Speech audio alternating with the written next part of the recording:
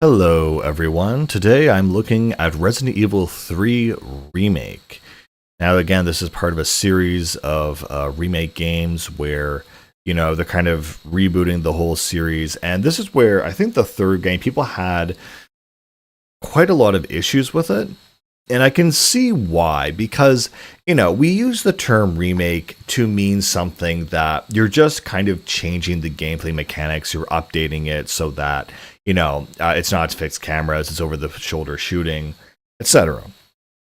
And there's a certain point in this game around the halfway point where the game just completely deviates in terms of location, gameplay, story. Oh my god, to the point where it really feels like more of a reimagining, which might be a more or a better way to go about this series, because there's so many things that people cherish and hold dear in the originals, and that the gameplay is so far apart.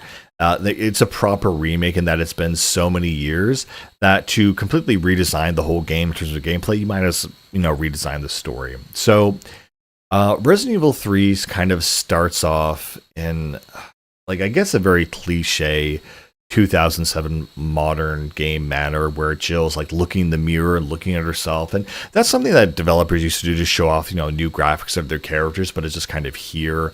And so Jill's recuperating in Raccoon City until the outbreak starts. And in the original, it just spawns you in with an assault rifle in the street and says, look, you go figure it out. Basically, you go figure out this catastrophe you've been lumped into. Well, she has a big monologue at the beginning how they're going to take down the corporation by taking Umbrella to court or whatever, and then the whole city it gets attacked.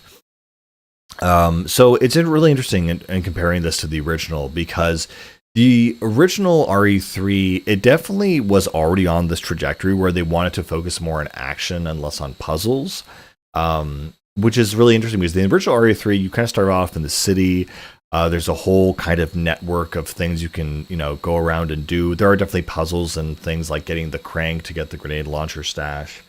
So there are things to go around and do in the world, but it was a bit more linearized, a bit more kind of just you do this area and then go to the next area. In the remake, it's just super linear. Like, you're just going from A to B. You're not really ever backtracking except for the main restaurant zone or whatever. And even barely then, it's you're backtracking. You're just going in a circle basically, and then sometimes you come back once. There are collectibles, there are things to find, but overall, it's kind of weird to compare these two games because they are so different. I think even RE2 Remake has more in common with its original, while RE3, and honestly, RE3, from my background, it's fine. It was never something I really cared too much about. It just felt like Resident Evil 2.5, where it's like, okay, we have Leon, Claire, and now Jill's story, just in the city, and it felt like there was a lot of things planned for 3 that they wanted for 2, and everything they couldn't do in 2 they just did for 3. But in this case, they completely can build it from the ground up. Again, the game is also super short, which I was really surprised by. Even in the RE2 remake, you have a 10-hour game more or less for each character, while this one feels like more of a 6-hour game. Like, it's surprisingly short, and it's really interesting that, again, up until the midway point, they kind of cut out the clock tower, and a lot of people miss that because the clock tower in RE3 was kind of a return to the original design of the first 2 games, is that you have a central area, the police station, the mansion, where you do a bunch of puzzle solving and backtracking and whatnot. And so I guess a lot of people were looking forward to that and were very upset when they cut it. I was kind of just shocked that they cut it at that point, because you're doing a puzzle to basically take the train. It's not a train. It's like in the original it was a tram, and this one it's a subway, and it's to take the subway to the endpoint. And essentially it has the clock tower on the map, and it talks about the clock tower, and you find a brochure about the clock tower, and you can see it in the distance. It's called St. Michael's Clock Tower, and it has a whole history about the clock tower, and it's it's a school and whatever, and you just don't go there. And so the game basically plays it very similar to the original up until that halfway point, wherein instead of going to the clock tower, the train does derail, but it derails before that. And then it's just a chase scene with a boss fight with Nemesis. And this is the one part that I just absolutely just do not. I don't abide by. I actually hate this part in terms of storytelling, is that Jill gets poisoned and Carlos has to go find her, but the time frame for him finding her is like 24 hours almost, or 12 hours. Like it's 4 a.m. when she gets poisoned. She, beats the Nemesis, temporarily. But she passes out in this like corridor dungeon area. And Carlos has to come find her. And so at that point, it's 4 a.m. and it says almost half a day later. And so he finds her like at 10 a.m. and then brings her to a hospital. And now it's 9 p.m. So I don't know how to say this, but it completely just breaks the pacing. It's just, there was no point for any of that. It just feels like such a waste, and it just kills the pacing. It's like, okay, yeah, we're in the middle of a zombie apocalypse where the entire city's being overrun and everything's blowing up and things are being destroyed. Oh, but just give me like 24 hours to just like chill. If you could just chill in some random place for 24 hours during a zombie apocalypse, how dangerous is it really? So that was the biggest change, that they just extended this time frame that just completely broke my immersion, honestly.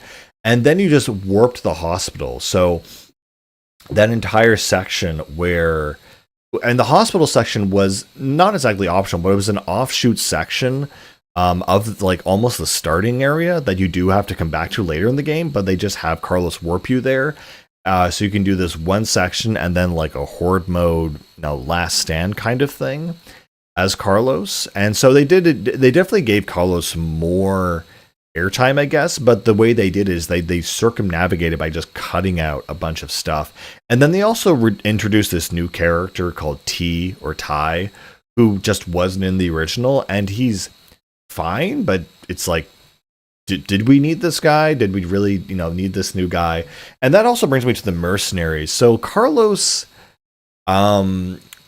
he's fine, I guess. Even in the original, he didn't have a huge presence, but he was like a fine, solid guy, and you escape with him at the end. It's great.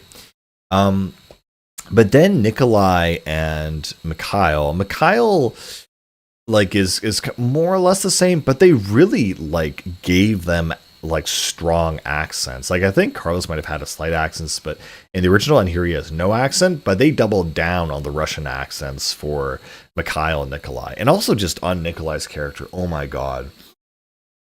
This is another thing that just is completely unwarranted, is that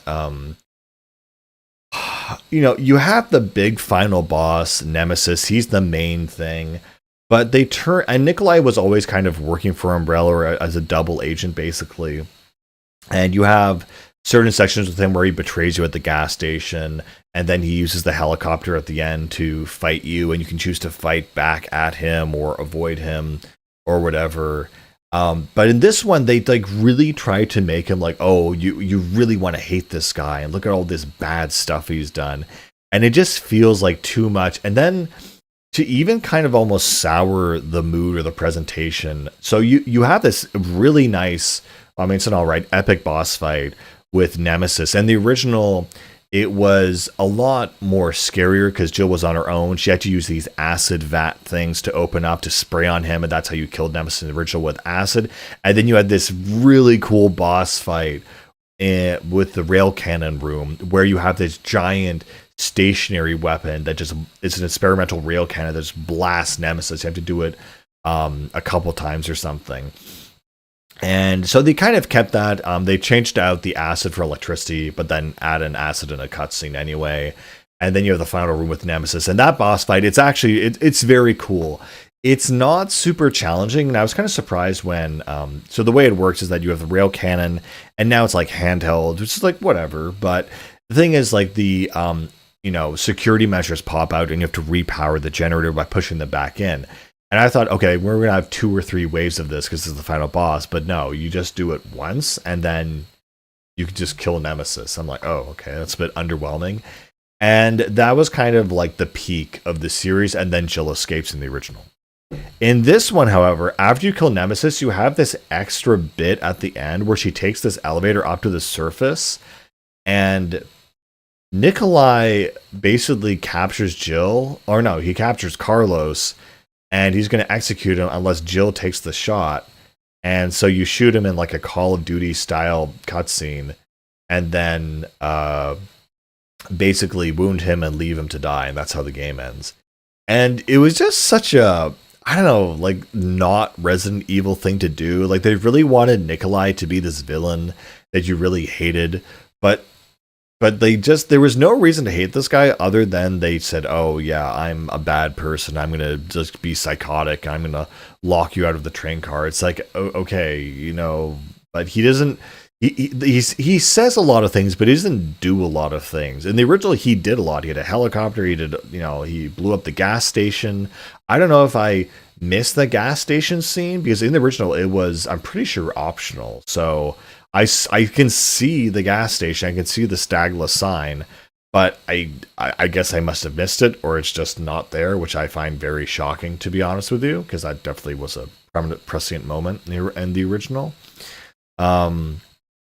What I also like about Jill's campaign is that it does use the grenade launcher a lot. It still has that mixture of acid, explosive, and flame rounds. And again, it's just a lot more linear. And you know what? I'll kind of speak out on this, is that I kind of like it, enjoy that section of it, that it just is a very one and done kind of experience, a very short, condensed experience. It's definitely not. I mean, I kind of enjoy that it's not trying to be the RE3 original, that it's trying to be its own thing. I just wish it committed more to that, and just from the get-go was completely different. But, I also really like Nemesis redesign in this game. Like in the original, he kind of had a tube rocket launcher that shot these very slow-moving rockets at you.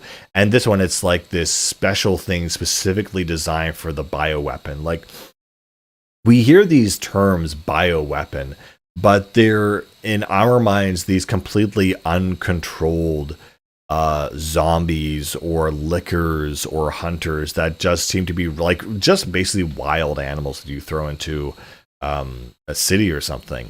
But Nemesis is the only time in the series, in the original and this one, that feels like an actual bioweapon, where you can tell that he's obviously, invincible and immune to bullet damage, but he has enough sentience to operate certain machine and equipment and to basically take orders. And that's why he says stars. He has enough intelligence to know.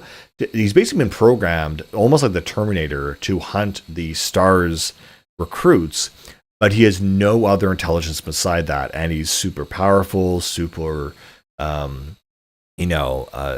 deadly. He can use modern weaponry.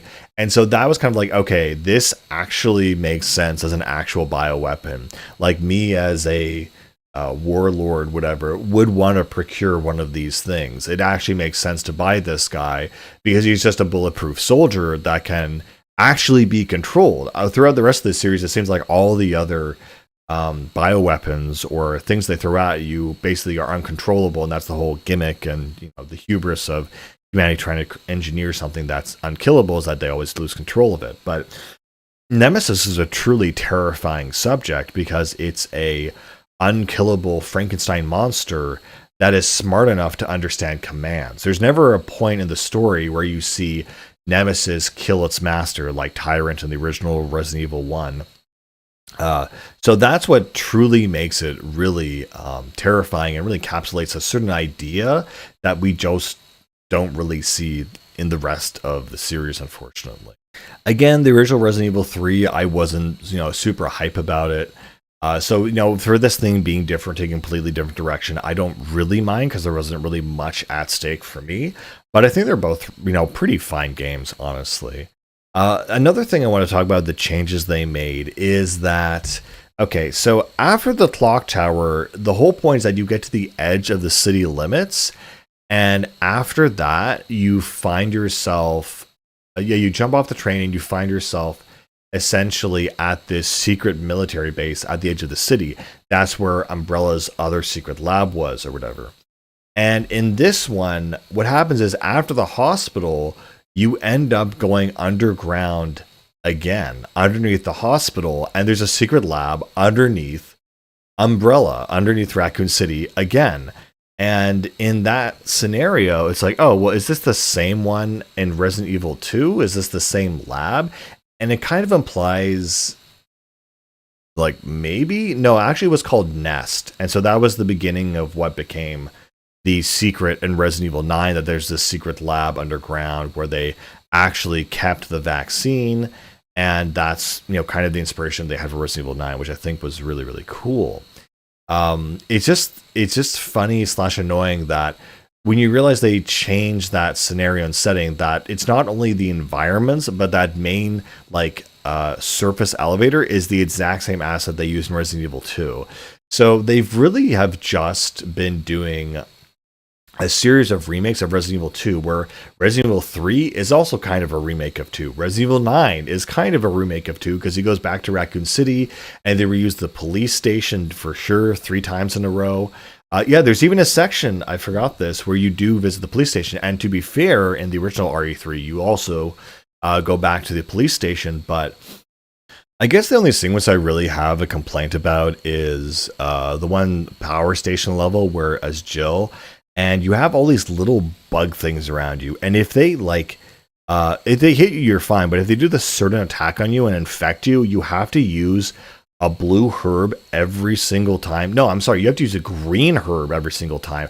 I don't know what it is about blue herbs. I never got infected in RE2 remake and RE3 remake. Like, I have so many blue herbs by the end of the game, and I just have no use for them whatsoever.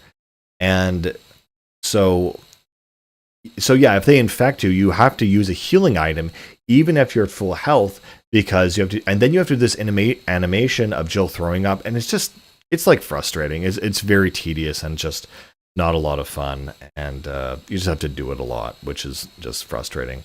Again, I kind of enjoyed the fact that I recognized certain areas and they just streamlined it. Definitely a big change is that the amount of puzzles is definitely reduced. So, I remember, in the power station, the original, you had to, short circuit different doors, and depending which door you got, you would get a reward, or if you messed up, you would end up, opening a door to a horde of zombies. So I kind of, was fond of that. But, RE3 remake, RE2 remake and RE3 remake, honestly, both of these games, they're fine in their own camp. But it's kind of one of these things where if the game was any longer, I would not be playing it. It's kind of like a very mid-plus experience. Like, they're fine. They're Resident Evil games, so they're okay. But these are not games I really recommend. Do I even recommend the original RE3? I mean, not really. Even that one was a pretty weak one in a lot of the series, just like 6. But yeah, I guess ending off on this note, I think one thing I would like to see, and apparently the whole internet wants to see, is a Code Veronica remake. I don't know if there's a dedicated fan base of Dreamcast users to, shield that game. I don't even know the history of Code Veronica. I think it was originally released as a Dreamcast exclusive. I assume it got a port sometime. I played a remake of it recently, or at least the first part, and was not impressed. Apparently it's important because it goes into the whole history of the Ashcroft Manor and kind of the financiers behind Umbrella and that whole kind of big lore dump and backstory. And the only other vision I've gotten, or insight into that era I've gotten into, is from Resident Evil 5 DLC, where you play as Jill and Chris taking on Spencer in a random scene, almost as a way to say, oh, by the way, hey, this happened. in terms of lore reasons. So that's kind of nice. But yeah, if that game gets remade, great. I mean, the RE4 remake is something I won't be talking about because I just don't want to. I mean, I have played it. I have played the intro, and it's fine, but it's something I'm only going to play if I have it for free, you know? And again, because it's so similar to the original RE4, that one actually feels like a remake. This feels like a reimagining. And as a remake, it's like, do I want to play one of the best games ever made, but just slightly worse? It's like, no. It's my same experience with Ocarina of Time 3D. I picked up Ocarina of Time 3D. I played up until the second dungeon. I thought, yeah, I know exactly how to play this game like the back of my hand, and it just looks slightly different. So why am I going to bother? And I know they've added some new things to RE4, remake, like different weapons, like tutorials, not tutorials, but like offshoot, like side quests rather. But the whole thing overall, there's enough things about it that kind of bother me and that are more the same than different that I'm going to pass on it, honestly. And just, again, the demo that I played for RE4 Remake in that intro section with the villager, like, I don't know if people understand this, because I really thought it was very, very clear why that is such a bad intro to RE4. Is that the whole point in the original, in the original, you don't know if this guy's a zombie. They try to get away from the whole zombie thing because it was too cliche. And so you go into the guy's house, he attacks you, you kill him, and you have all these things saying, oh, he's not a zombie. It's like, did you just kill someone? And so in this one, you meet the guy, the first villager, and he has red glowing eyes.